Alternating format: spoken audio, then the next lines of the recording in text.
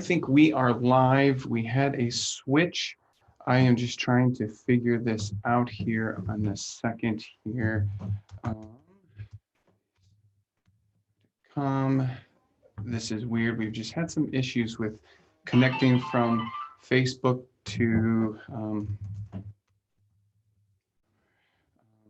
Zoom in order to do the interview.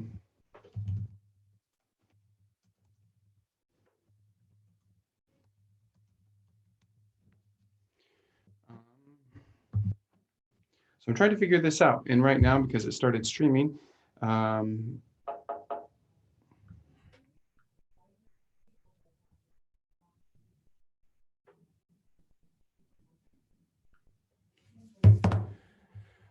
oh, craziness. Isn't that life? There is so much craziness. I know, there we go.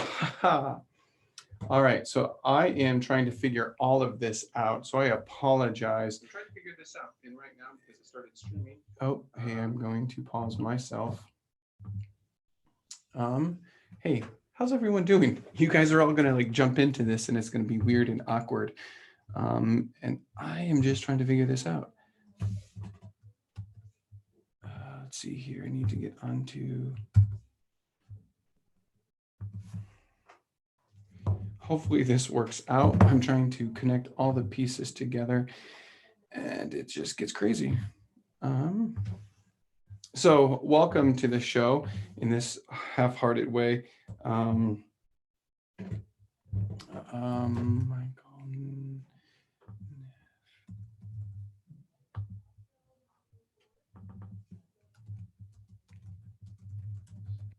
Sorry that you have to watch all of this. This is embarrassing. I truly am sorry. All right, well, hello everyone. Welcome to the show. Now we can officially get started. I am excited to be here today. I am without Kenny. Good news is Kenny's gotten to go back to work as the state of Washington is slowly opening up, which is good news.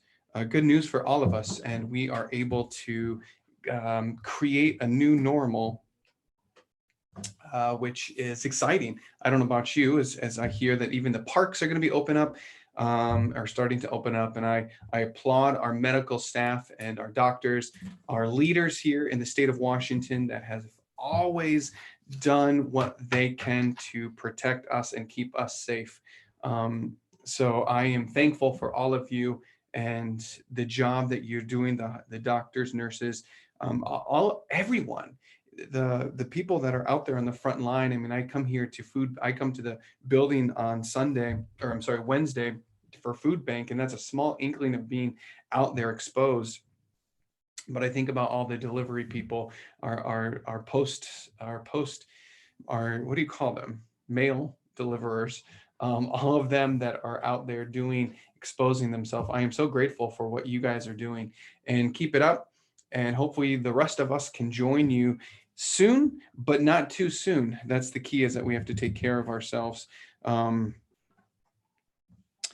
I am just having to connect with our guests. We had to switch again from Facebook over to YouTube to do this. This seems to have worked easier. So we will probably be doing live on YouTube next week as well.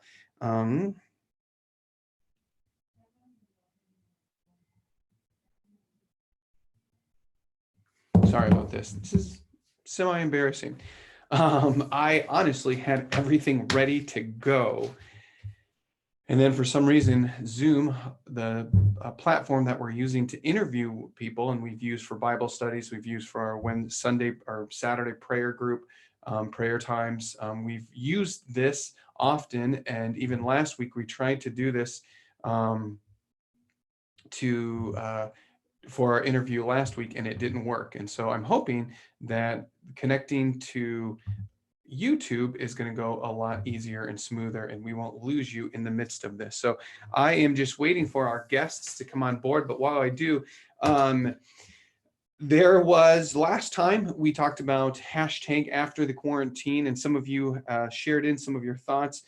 First thing is what I will do after the quarantine is get a haircut. I know many people have talked about wanting to get a haircut. I'm not gonna lie. Robin has been doing my haircut. Well, I need to do a haircut, so I'm going to have Robin be doing mine. I can't wait until after the quarantine. Just going to do it. There was a video of I think he was in Ireland, and he had like sheep shears, and he was just cutting his hair, and he's like, I can't wait. All right, so haircut was one of the top ones. Go shopping, or some of you specifically said Target. I know Target is on the top list of everyone's after quarantine life of getting back will be to Target. Restaurants was right up there, going to a restaurant. I myself, we never really did restaurants a lot because it just gets with kids. But I'm excited to go to a restaurant. My fear is that right when it's that everyone's gonna like go to the restaurants, and we will be like they're gonna be bombarded. So I might wait. But I think I'm gonna change my attitude of because I'm sick of ordering food, and I want to go to restaurants. And so that's probably one thing that I'm going to change about the way that I'm living, the way that I am doing life, is that I'm actually going to go to restaurants now and enjoy a meal in the restaurant instead of ordering the food or picking up the food and bringing it here. Another was hug, the personal touch. I mean, it's weird, and I don't know, for those of you that I'm the designated go to the store, and even that has cut back, and we've ordered more now. But it's weird, just the personal interaction in the stores are very much it's not as much, and it's almost like people have their eyes down and we're afraid to talk to each other. But on the flip side, it's interesting that when we go walking, I think I shared this before, that one of the patterns or rhythms that we have changed in our life is that we've gone more on more walks, which I love. And I notice when we go on more walks, people now are just the opposite from the stores, and they are much more friendly, that we actually have conversations with people. People have stopped us when we're walking, and we've talked from a distance. So it's almost like we crave it, but then like in those moments of being in the store, we don't want to be near each other, talk to each other. And it's just a weird phenomenon that we have to work through together in order to get to the other side. So there you go. Those are the top ones that I've got: haircut, Target, or shopping, restaurant, hugs. What else would you do? What are you excited to do after the quarantine? I'll tell you what, I am super excited to get to the parks, like even state parks. I've been wanting to go. And so this will be next week. I will be one of the first ones in one of the state parks, just to get out, to be exploring and take the opportunity. I was reading an article, Relevant had posted that even in this time this time that really provides the opportunity to slow down, we still aren't slowing down, that we feel that we need to be productive, even though the situation has changed, our context has changed. And yeah, we've a lot of us that there's some of us that have been blessed in the opportunity to take our work home so we can keep working. We feel that we need to keep up this level of productivity, and it's going to break us, which I'll admit, like I after reading that article, I realized, whoa, this is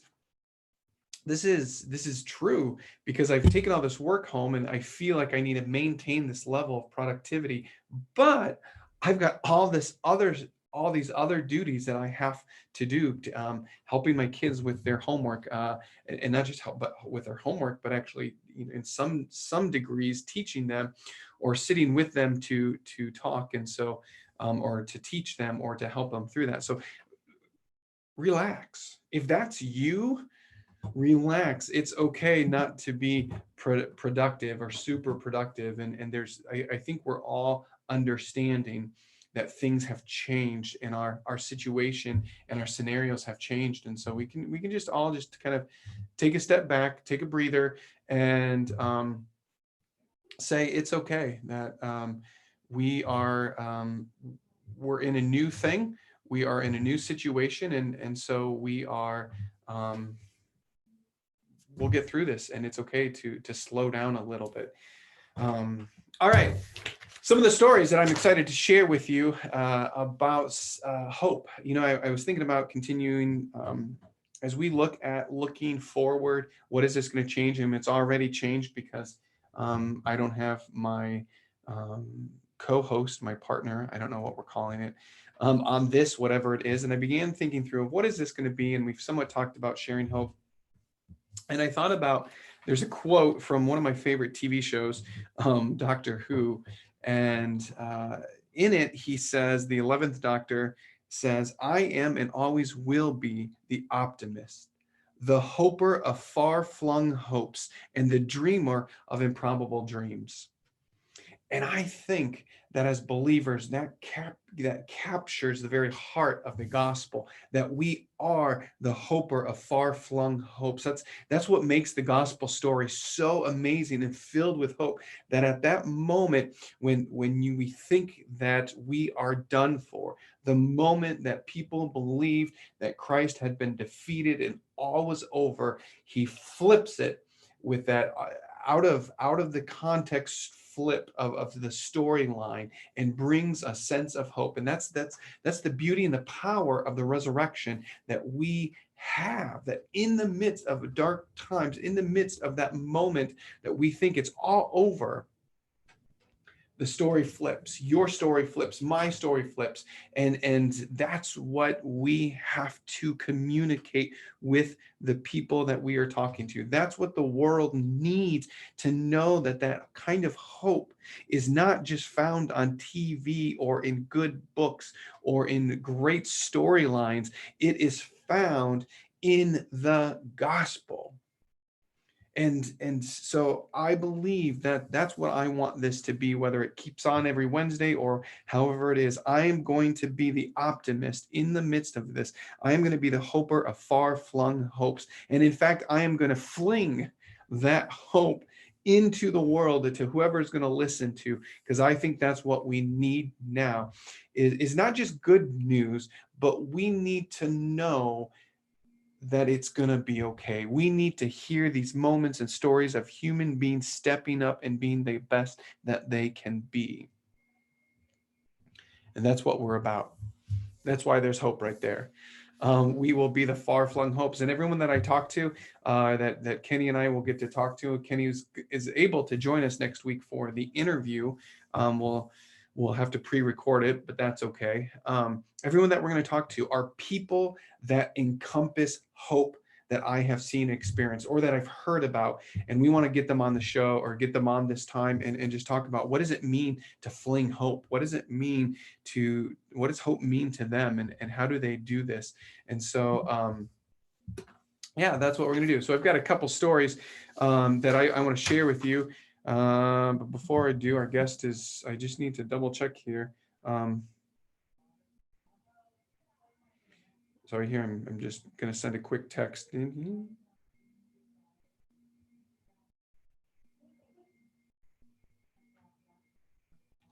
All right, let me take a breath and a breather. I need to slow down here. This is my, I miss you, Kenny. My nod to Kenny.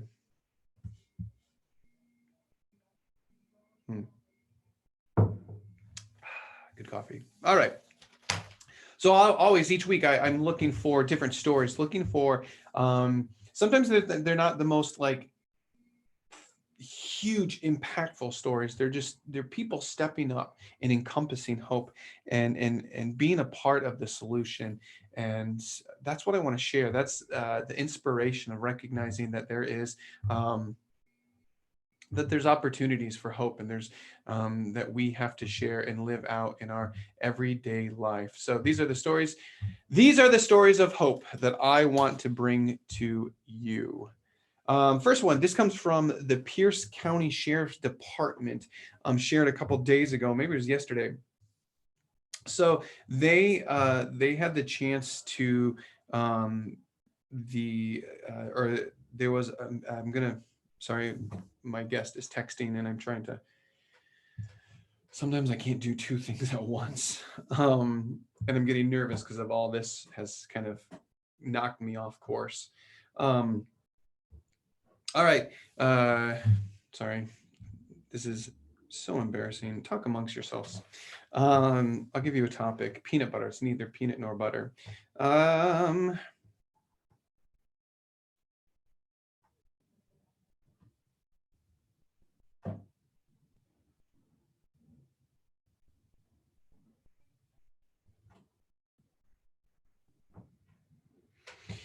All right. All right, so Pierce County Sheriff's Department had the opportunity to share about Ming Ming Tung Edelman. Hopefully I shared or said your name correctly. She is the director of a nonprofit organization called the Refugee Artisan Initiative, excuse me, which works with immigrant women who have recently come to the United States here in Washington. And some of the ladies, they create and hand sewn home goods and jewelry. So it's a way to empower them for income and teach them skills. And she was listening to the Ron and Don's podcast talking about when they put out a plea or a request for masks that the responders here in the state, including the sheriff's department, were in need of masks and face shields. Well, she being a pharmacist and her husband, who's an ICU doctor that has gone to New York to help out in New York right now.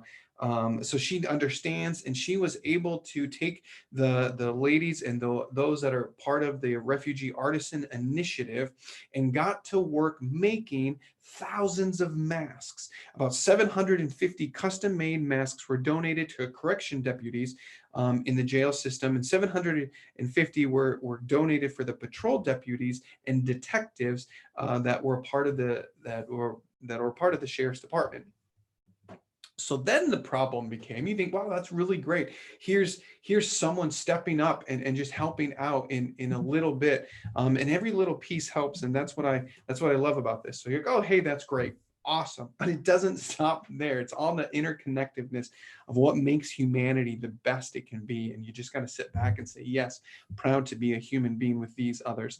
So anyway, so then with all of this, they went ahead and kept going, but then they became a problem that they had a lack of fabric, and elastic became scarce as the demand greatly increased. Well, one of the detectives with the sheriff's department heard about this because he was a part of this or getting the supplies. So he, who regularly volunteers over at World Vision, went over, went home, hooked up a trailer, went over to World Vision, got a big pallets of sheets, and then took them over to the Refugee Artisan Initiative in order to help them to keep going. So it's like one thing after another, us working together for the greater good.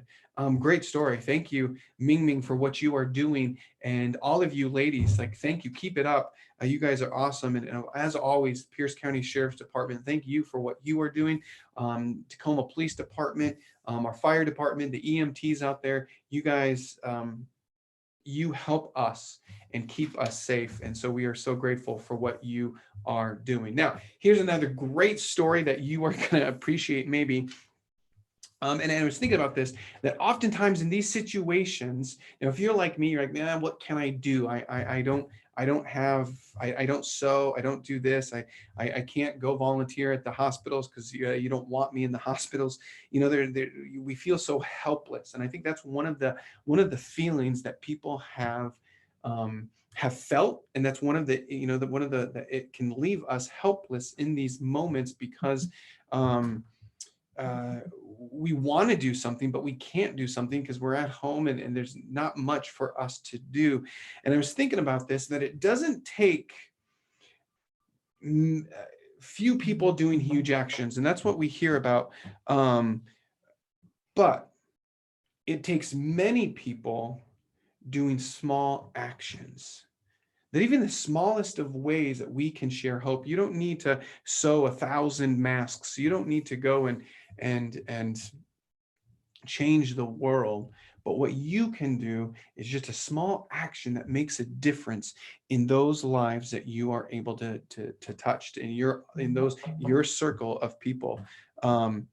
So the another great story, which I love this. I mean, this is brilliant. So there was 6-year-old Callahan Mclaughlin who lives up in Saanich, British Columbia. I got this from the Good News Network. And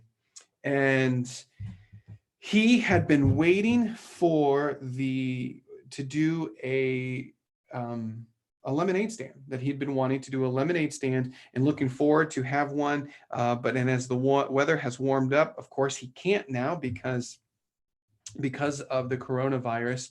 and the outbreaks and the being quarantined. So he had to improvise. So rather than having the lemonade stand or just saying, okay, giving up, he went ahead and in his community created a drive-by joke stand.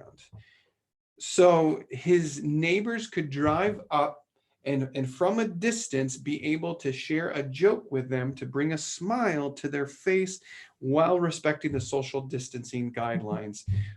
His mom says that he's been using one-liners from a kid's joke book that he bought like 6 months ago. So people have been driving by now and hearing a joke. And what a great time. And again, a small thing that I think sometimes we need those ridiculous jokes to get us through and put a smile on our face and connect us to other humans in ways that we often take for granted. So the youngster's been setting up shop every morning now at the end of his driveway, and for at least an hour before lunch he goes out and he just sits there and has his jokes ready to go, and then he takes a lunch break and then he returns in the afternoon for another shift with jokes, offering jokes for free. He told reporters that he's been offering his jokes for free. Now, this is what's amazing. He's been offering his jokes for free since people need to save their money for more important things like groceries. So a moment where he could have capitalized on this, he humanized it and said, hey, use your money for things that are most important to take care of others.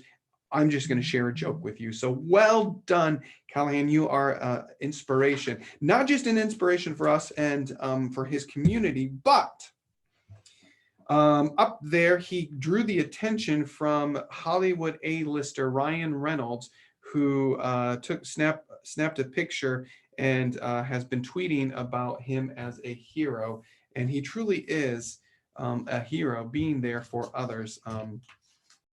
He told there's a lot of stress in the world. He said this, Callahan said this, there's a lot of stress in the world, and I kind of want to get some smiles on people's face.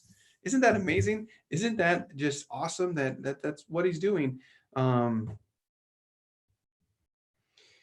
Getting smiles on people's face, connecting with people, and that's what it's all about, of sharing glimmers of hope. And so again, it's not doing huge things, everyone. These are moments and times that you can just you can do small things for your community. You can do small things for your neighbors, small things for people you know.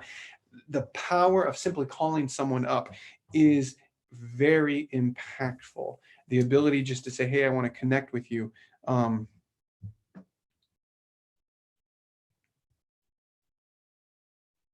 Sorry, I'm getting text from my guest, and the power of connecting and treating others as humans and reaching out to them is the most powerful thing that we can do as human beings. And again, that's what Jesus did, and that's the beauty of the incarnation, that he stepped down in the flesh and reached out to us in our times of need. I do not know what has happened to our guest. Let's see here. I'm just trying to see here. Oh, some people did say, responding, going to church. Hey, that's a good one, Linda, about what they miss or want to do when they come back, going to church. Another is camping. Yep, camping, going to Target, swimming. Yeah, those are some good ones. I like the going to church, seeing each other. I hate coming to this building on Wednesdays and no one being here, except the volunteers. Well, I'm gonna try one more time. Let's see how great I am at story. I was gonna grab another story, and I thought, I'm not gonna get another story. I want to have great time talking to our guest,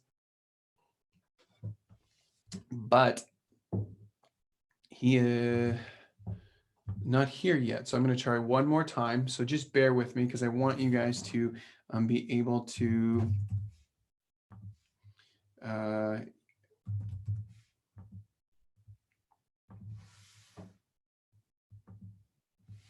I want you to meet this guest.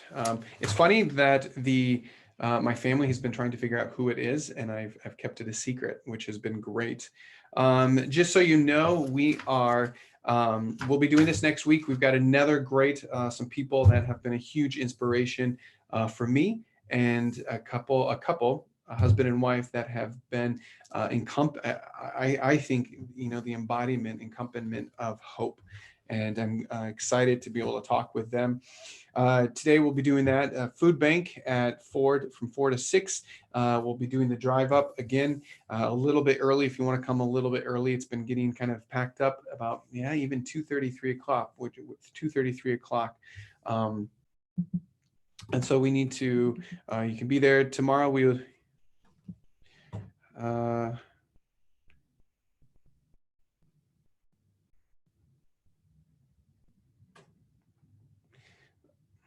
We had a confusion on the time. So just 1 second.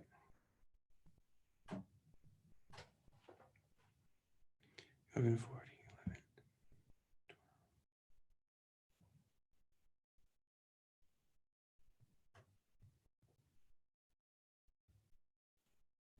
I'm sorry. All right, so I don't know where I am. I'm sorry, everyone.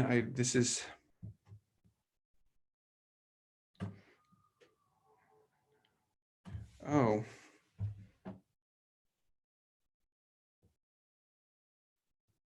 I screwed this one up.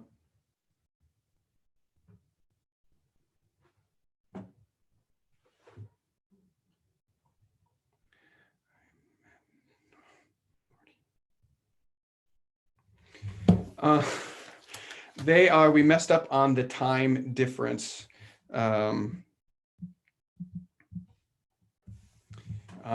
Anyway, so let me do this. I am going to stop this now. Got to share some stories with you, got to share some moments of hope, and what we will do is I will